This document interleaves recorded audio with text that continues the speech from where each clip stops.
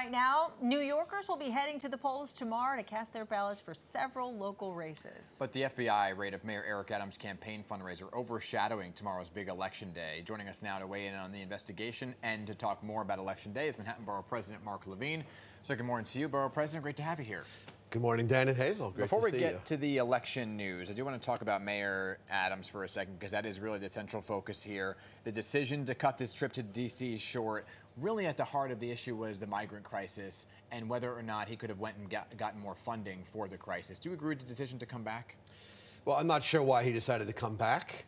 I believe we need to make the case in Washington aggressively that we need more help, and this was something of a breakthrough because we had mayors from many cities around the country, including several in Texas, that came together, united to say local governments need more help on this. Certainly New York does. We're spending millions of dollars a day. We're getting very little reimbursement from the federal government, managing a problem which ultimately we need more leadership on at the national level. Well, the optics don't look good. Do you think this is going to affect his re-election campaign? Well, it's serious if the FBI makes a raid to the office of a campaign treasurer, but we have not had charges filed yet, no suspects named yet, and we need to be calm and see where this goes. In the meantime, the mayor says that he's cooperating fully and that he has full confidence in his team, and I'll take him at his word. All right, let's talk about the other big issue, which is why he went to D.C., and that is the migrant crisis. Right now being sent to Floyd Bennett Field, of all places, which really has some controversy surrounding it. The fire department said there were some safety issues that were there as well. Have you had a chance to go visit the site, and what were your takeaways? I have not been to the Floyd Bennett Field site. I have been to a similar site on Randall's Island. I've seen the kind of installation. It's basically a temporary building, and it's no one's idea of an ideal setting for housing families and individuals, neither as a location nor as a quality of housing.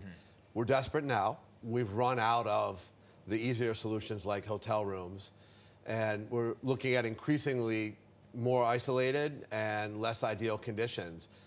There's no easy solutions at this point. We need to keep every migrant family here safe, but we've also got to get more help from the federal government in managing this ongoing crisis. Well, what can be done with what we have? Because like you said, it's unacceptable, yet we're allowing this to happen.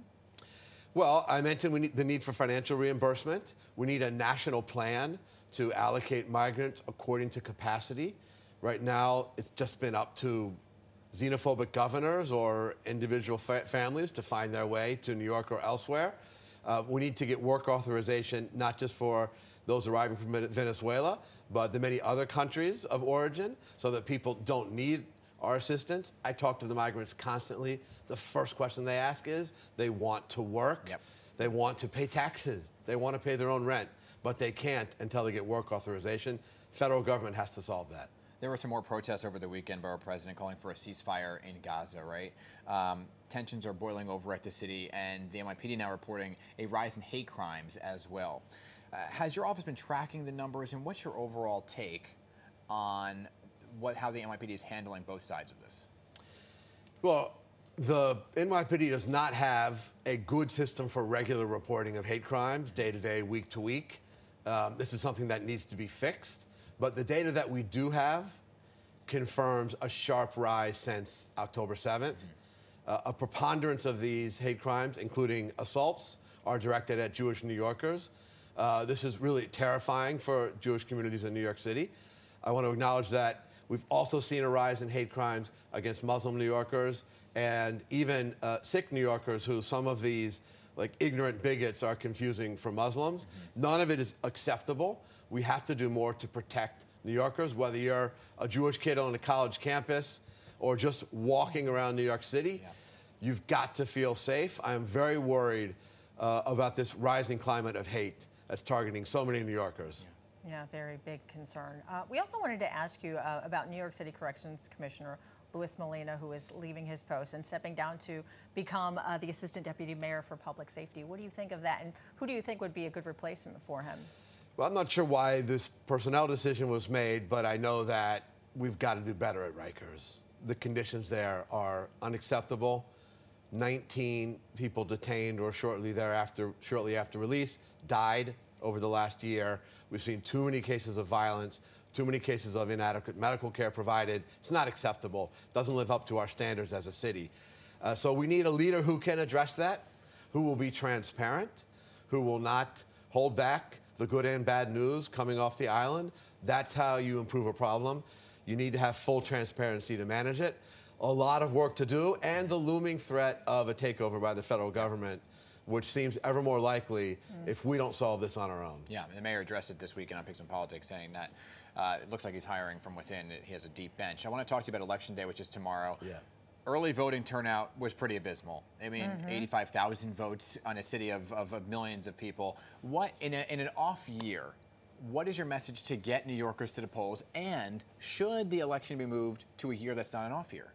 Well, first, New Yorkers have kind of forgotten how to run in general elections here. We're so focused on primaries, but more and more, we are a swing state, at least at local elections.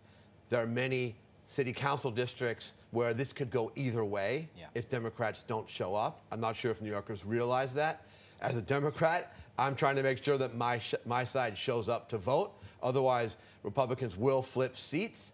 As for moving it to an even year, it probably would be more efficient. It's kind of complicated to think, are we adding a year to everyone's term currently in office or taking a year away? So it's not so easy. Just the cost of running an election in an off year where no one's showing up is millions upon millions of taxpayer dollars. I'd be up for any policy that makes it easier on voters and saves money.